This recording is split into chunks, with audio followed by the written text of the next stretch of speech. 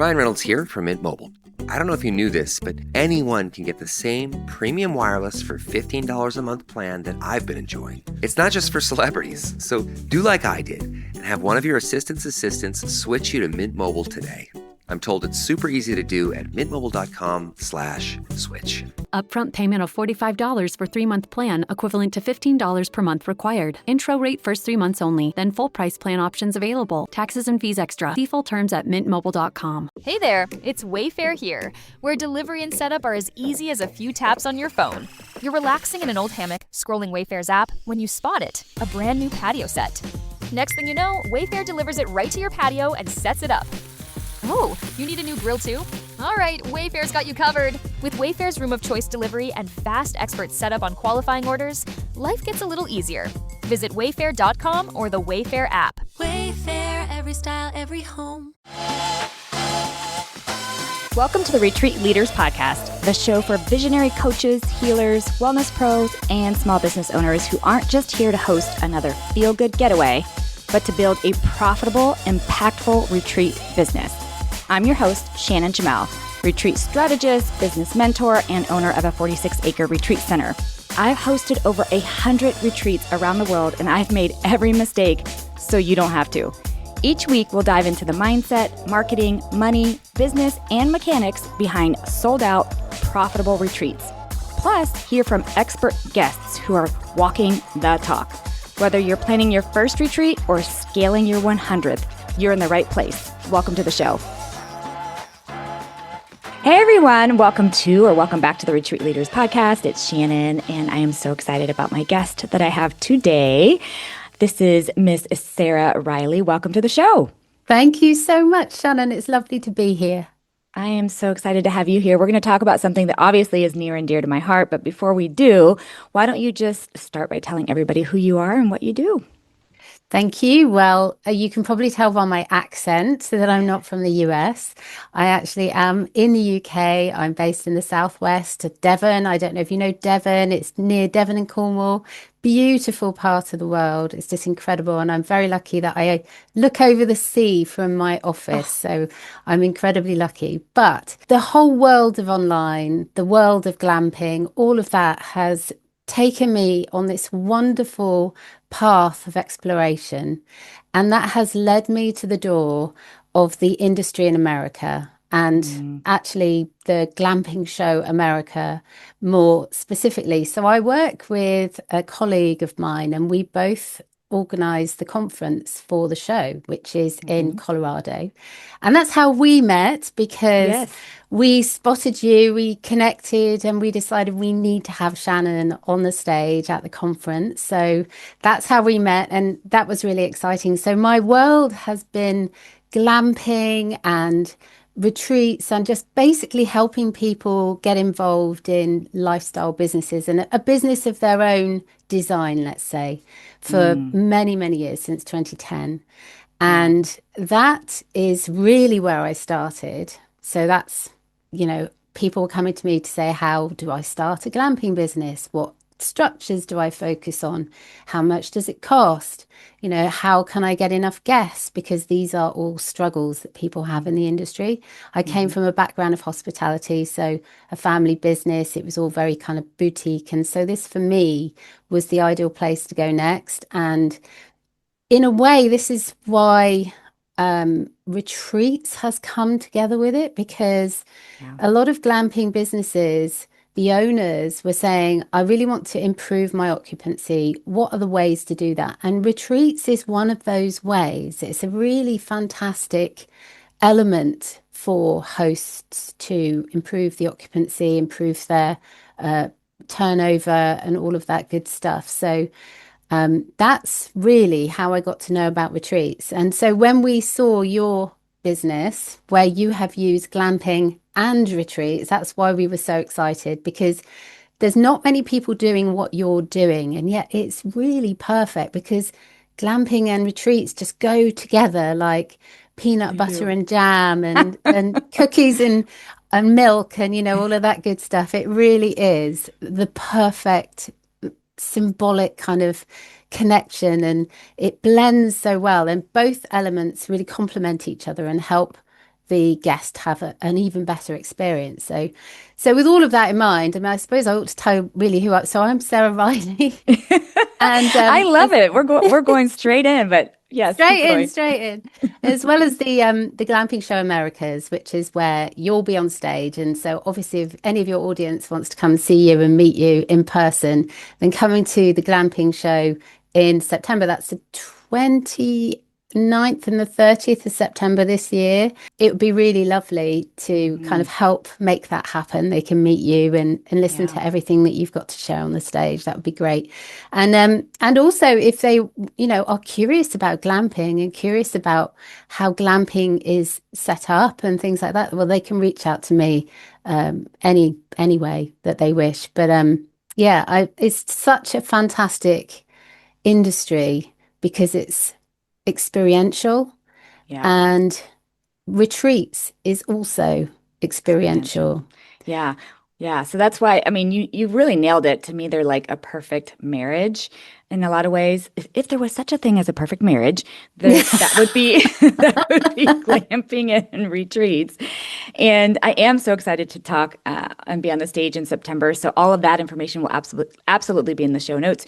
But it's such a great experience, or opportunity, not just to meet me and other amazing people in the industry, but for those of you that are like wanting, I get contacted all the time, Sarah, from people who want to open a venue, specifically a retreat venue, right? And so this conversation can go two ways. There's people who maybe already have glamping venues or unique venues, and they're wanting to increase their occupancy, like you said. Retreats is a fantastic way to do that.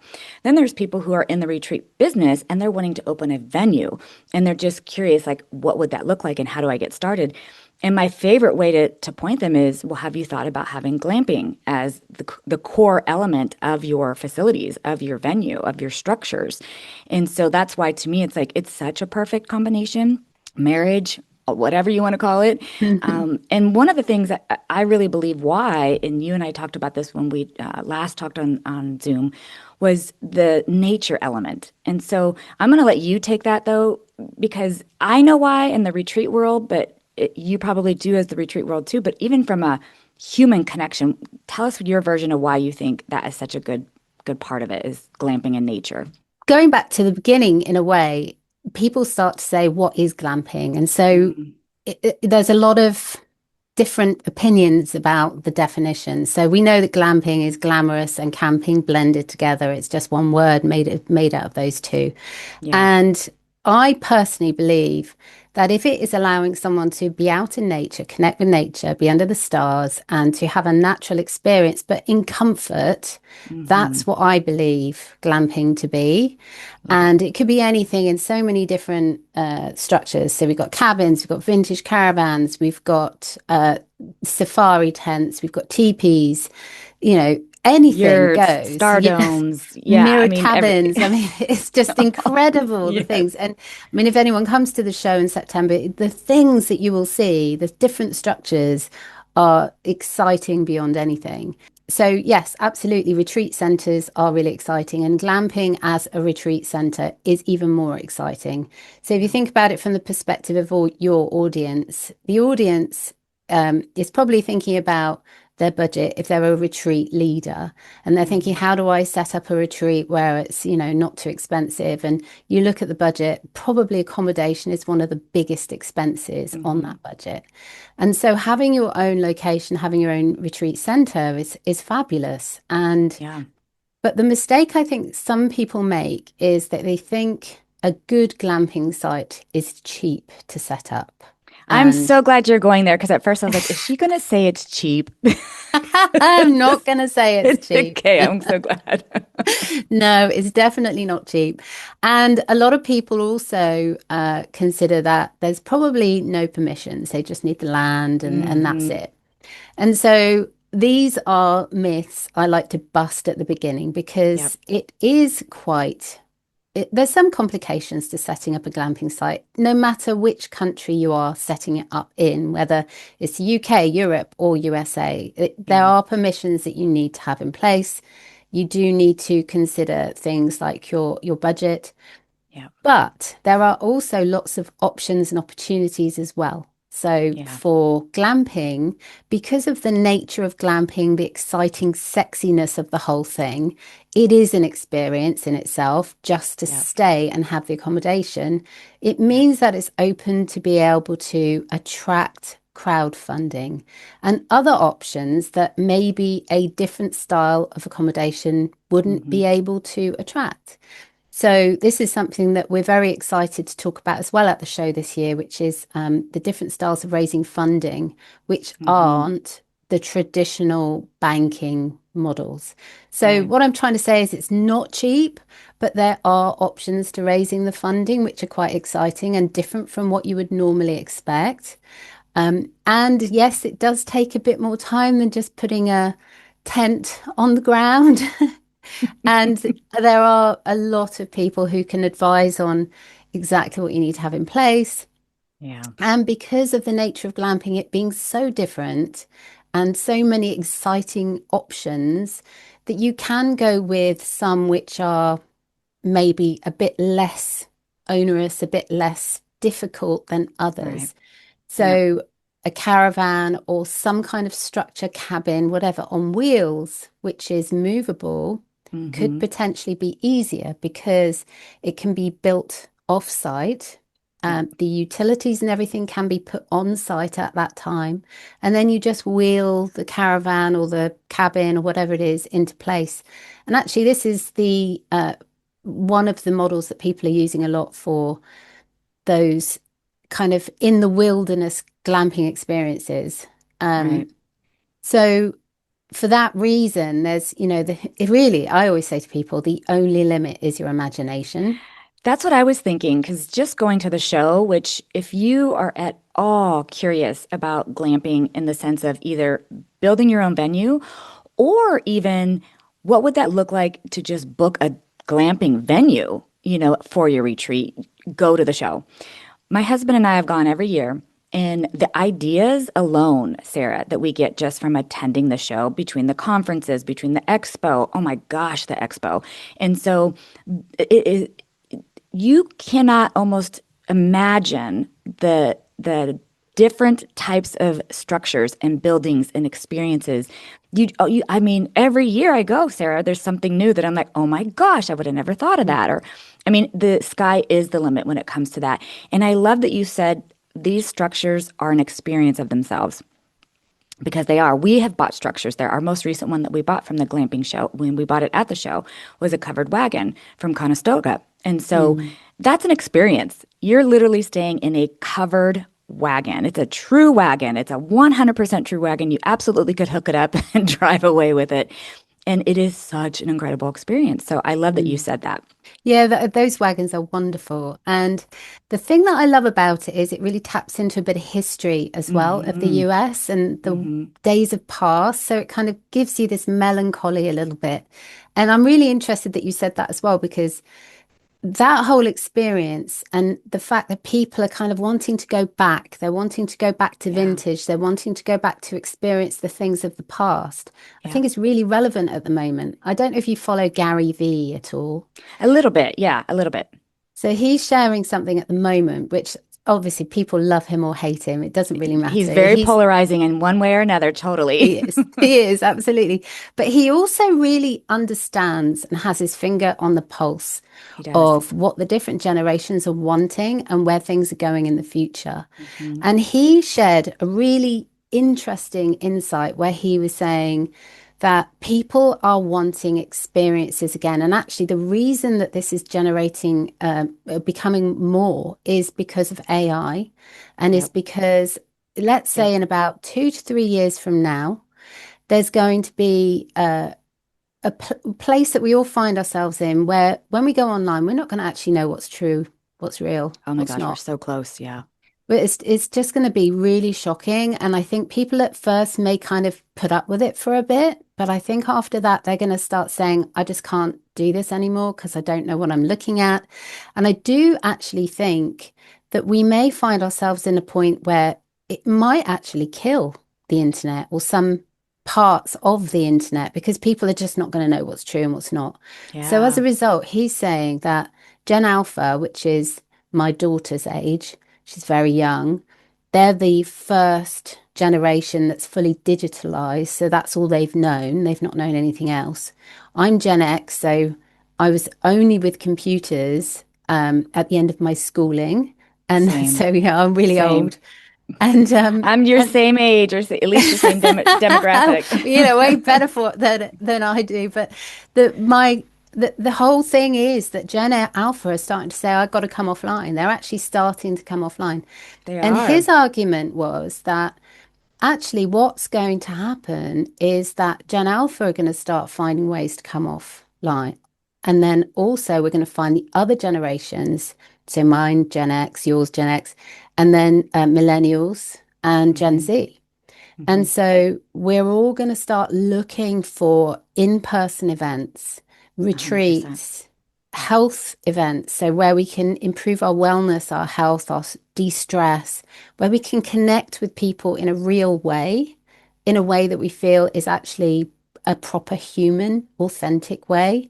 And I think because the way the internet is going, that the only choice we're going to have is to be offline, going to Yeah. events, going to Yeah. expos, going to retreats like yours, going to music festivals and other festivals. These are going to be the experiences. And also because we're seeing it in behavior even before AI came along, we started seeing, people are collecting vinyl, they're collecting cassettes and CDs and playing it on old uh, machinery, old music Yeah. systems, because Yeah. people are desiring this simplicity of the past that we had, just the same as your wagon. Yeah. It was simpler times, wasn't it? You're actually staying in comfort, but under the stars outside and having Yeah. this wonderful experience with our loved ones where we're not plagued by Wi-Fi and plagued by devices and we're enjoying some kind of event at the same time. I mean, this is something that is starting to show up in the Yeah. behavior of humans, which is being completely and utterly fueled by AI and this new movement of technology, which I think has taken us all by surprise by how fast it's been going. Yes. And it's quite shocking, I think. And we're all needing that support of each other to kind of go, hold on a minute, I'm not sure about this, actually. And I It's so know that true. I want to put my phone down a lot more. It's so true. I have a harder time, I'll admit I was one of those people who would just scroll. My daughter calls it calls it doom scrolling, but you Yeah. just, would scroll. And now I have such a hesitation because you absolutely don't know what's real. I don't. Mm, I can hardly tell. mm, I can hardly mm, tell what's real. And so you see something and you're like, oh my gosh, then you find out it's fake. And then, oh my gosh, and you find out it's fake over and over and over again to where you're like, forget it.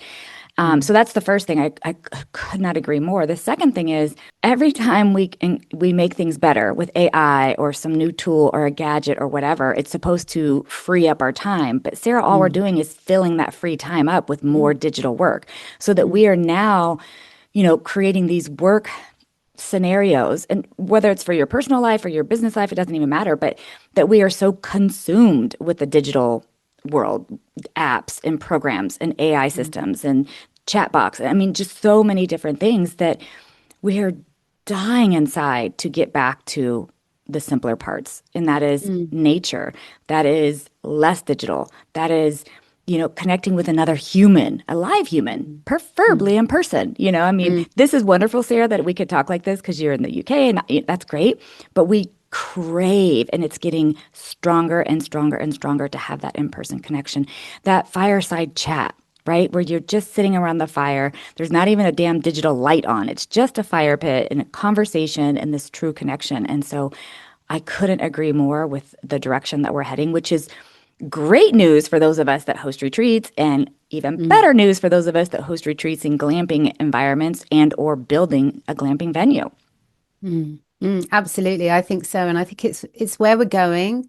And we did see it after the pandemic a little bit, that after the 100%. pandemic, everyone having been locked away and not able to do the normal things, they all craved being with people, craved doing things where they were in nature.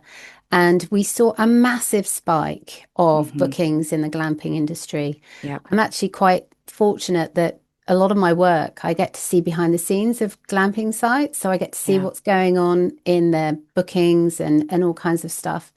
And you see the human behavior completely within that data and how it's changing and how it's moving and being manipulated by external forces such as social media, such as AI, whatever it might be. And I'm definitely seeing, I mean, at the moment, we're seeing a little bit of a slowdown because of what the politicians are doing God, and everything help else us all. going on in the world. And we won't Yes. we won't get onto that conversation. We won't, but we all recognize it's a real thing, and it is having some impact, and that's what we'll say It's about that. having some impact, Yes. absolutely. But I think that if you look at the future, this is a really great industry to be in. Hmm. And one of the other reasons I know that to be true is because myself and Steph Curtis Raleigh, who organized the Glamping Show conference, we have the enviable position of speaking with some incredible people like yourself and others. And some of those have been people who have had AI businesses.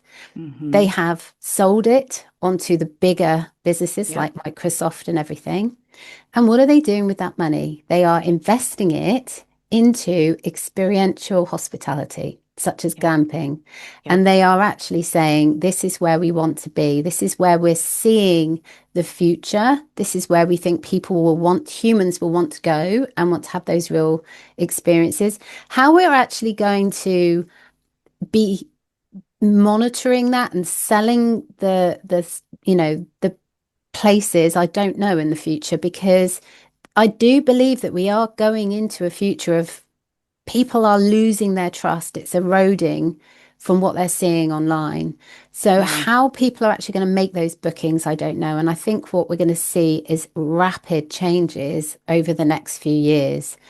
And that will also translate across to retreats. So how are you selling Yeah. your retreat? How are you marketing your retreat? How are Yes. people going to find that in the How future? are you What booking visible? platforms? Yeah, Yep. exactly. All Yeah, of that. visibility is changing. It's actually, to me, it's changing. I feel like I'm exaggerating, but it almost feels daily. Like the Yeah, I know, visibility you're right. algorithms are Mm. changing, and it's unbelievable at the pace and it's unbelievable. I do want to touch base on something because you mentioned, these people who own these companies and they sell them, and then they're going into these.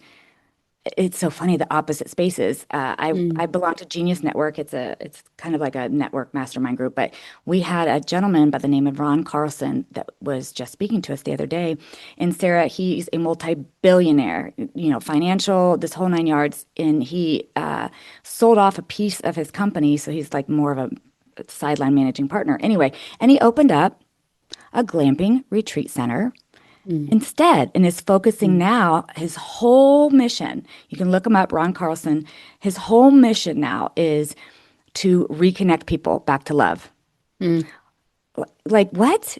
And it just, to me, it's Yeah. exactly what you're saying. Is like these people who have built these massive empires, or not, whichever. But you're in this grind space, right? Whatever it is, it could be corporate, it could be your own business, it could be whatever. But you're in this grinding space, and then you look around one day and you're like, I don't want to do this. This is no. Mm. I feel so disconnected. I feel so disconnected, and so you offload it, sell it, close it, whatever, and instead you go in this other direction. And I'm seeing it happen more and more of entrepreneurs doing that. And at the same time, it's a great problem, Sarah, because at the same time, problem, I don't know if that's the right word, people are craving these experiences. And so Mm. they're coming together in a really pretty way. But to your point, you've got to also keep up. Even though we want to disconnect from the digital as an entrepreneur, we still do have to keep up with how are we going to be visible? How are we going to be Mm. found? I Mm. love that you said it's scary, but I also love that you said, the internet is going to it's going to, you said the word kill, it could be kill pieces of it, it could be whatever you want to call it. But I'm like, are we going back to the yellow pages? Yeah, well, we don't know. We I mean, this is the don't. thing. Anything is possible. That's the Yeah. crazy thing about the times at the moment, the disruption that's happening, and Yeah. everything with AI, politicians, everything, anything could happen. So Yeah. next year, everything could be different. And Yeah. we just don't know. And we have to be prepared for everything. We do. And now is a time for upskilling. Yeah. But people, when I say that, they go, "Oh my God, I'm not going to have to learn the code, am I?" It's like, no, you don't. Not You don't. anymore. And no, AI has had this major upgrade, which means that no one has to code. We can just give instruction and we can get back what we want. But I mean, I am talking about AI in both ways. So I believe that it's a disruptor. It's going to bring massive change, massive transformation. But I also believe that it's an incredible tool that we all need to use if we are business owners and understand how to use it in the way that we're using it authentically and that we are the director and we're not just letting it do the job and not monitoring it, but we are actually the director and we're giving instruction and we're monitoring how it's being used. I think that's the key. And that it's always tailored in a way that is beneficial for our customer, for the people who are interacting with our businesses. But I think this is where I'm assuming most of your audience are either retreat leaders or they are aiming to run a retreat center, something like that. Because they are so, and please correct me if I'm wrong, I believe they're probably right-brained. So they're more kind of creative, they're more kind of loving, they want to create things and you know, they're much more wellness focused, people focused, that kind of person.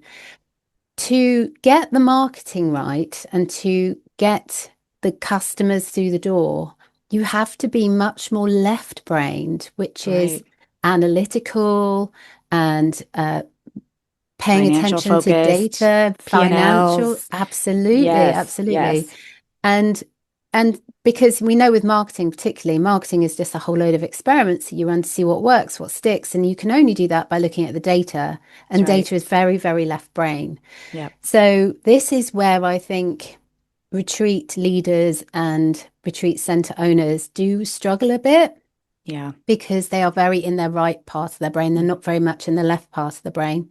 And AI can really help with that. It can digest the information. It can produce summaries, which a right-brained person can then make a decision on.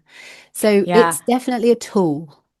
I agree. I like to tell people now that AI, Sarah, is what the internet was when it first came out and everybody poo-pooed it and said, who's going to use that? It's not going to be, I mean, literally, it was so poo-pooed, and you cannot function today as a business without the internet. You just can't.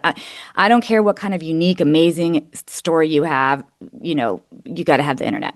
And then the second thing that happened, the next wave happened with social media. When social media first became a thing, people are like, oh, you're not going to need that, blah, blah, blah. Well, I'm going to challenge that too, because pretty much today, I would say 99.999% of your businesses, if you don't have a social media presence of some sort, that is a trust factor for people now. It's just, you pretty much have to have it. And now I'm going to say the same thing about AI. If you are not utilizing AI in some form or fashion that benefits you, your business, and your customers, you are going to fall behind, period. And it's going to be, and listen, I get so much resistance with this, Sarah. I don't know if you do in your day-to-day, but there's a lot of these right-brained, and yes, most of the audience is, although there's definitely a good mix to a certain degree, but my right-brained folks are fighting it. It's like, oh, I don't want AI. I don't want, this in here. I just, they're fighting it. And so the longer you fight it, the harder it is going to be for you to catch up. And so I really do. I strongly, strongly encourage people to learn AI, to learn the AI tools that will work for your business, but also to learn how to use it ethically. And this word gets used too much, but authentically, so that it's still you driving the bus. But you got to use it. I'm Sarah, you got to use it. Absolutely. I completely agree with you. You've got to be the captain of your own ship, haven't you? Yeah. But you do have workers, which now are AI, that you can use to steer the ship and help you go faster and help you have more success. And I hear it all the time from my clients in the glamping world when they say to me, look, I didn't start this business to sit in front of a computer all the time. And that is never more true than it is now, apart from the fact that now AI can help you do the tasks more efficiently, so you don't have to sit in front of the computer all the time. Correct. So it's a really good way of helping you just change your day to day and have a better life and a lifestyle that you want to have. But it's about accepting it. And it's almost like some people in the glamping world, hospitality world, they think it's cheating to use AI. I hear that too. So I get it. I do get it. And I do understand why people say that. But by not really focusing in on, okay, where are the tools? What are the tools? How can they help me do this job, this job, this job? Then people are missing a trick. And the other thing to say is that all of their competitors will definitely be using that stuff. 100%. So, and that's what we're seeing with competitors. We're seeing competition just increase. So that's what we have to really try hard to overcome. Yeah. All right. Well, let's end with you just telling us a little bit more about what people can expect. I know I briefly talked about it, but what people can expect at the Glamping Show USA this year. Oh, it's wonderful. Thank you so much, Shannon. It's lovely to talk about this. So we have all kinds of things. We have displays, we have big structures. You can walk inside structures. You can stand on top of structures. You can talk to the people who create them. You can even drive around in some amazing four-wheel vehicles if they have them this year. And then at the conference, we have people like yourself and others who are incredible. They share their expertise. It's really current information, allowing people to understand things like how can they finance their glamping business? How, what are the different options? How can they get more guests? What structures to use, et cetera, et cetera. I mean, it's just, I always say to people, come with something to write notes 100%. And wear a really good pair of shoes that don't make your feet ache, because you will be on your feet all day. You will be talking to people all day. You will be wanting to write notes all day. It feels incredible. It's like someone once said, it's like drinking from a fire hose. Information just like coming at you. It's so crazy. Yep. But very exciting as well. And so that's what we've got at the Glamping Show this year. If anyone wants to go and check that out, they can go to glampingshow.us. And if they want to speak to me about glamping structures and how to set up a glamping site, typical permissions and everything else that they might need, how to get the funding for it, that they can check me out on my own website, which is glamping.academy, or just search for Sarah Riley and you'll find me. Sarah Riley Glamping, and I tend to pop up. So, yeah. I love it. Well, Sarah, thank you so much for being on the show and sharing something that we're both very passionate about. And I cannot wait to see you in September. Oh, I'm really excited to look forward to it. Thank you so much, Shannon, for taking the time to chat with me today. And yeah, I'm really looking forward to seeing you in September. See you then. Thanks for tuning in to the Retreat Leaders Podcast. If you love this episode, please make sure to subscribe, leave a review, and share it with your retreat besties. Want more support? Grab free resources at theretreatleadersplaybook.com. Until next time, lead boldly, serve deeply, and retreat profitably.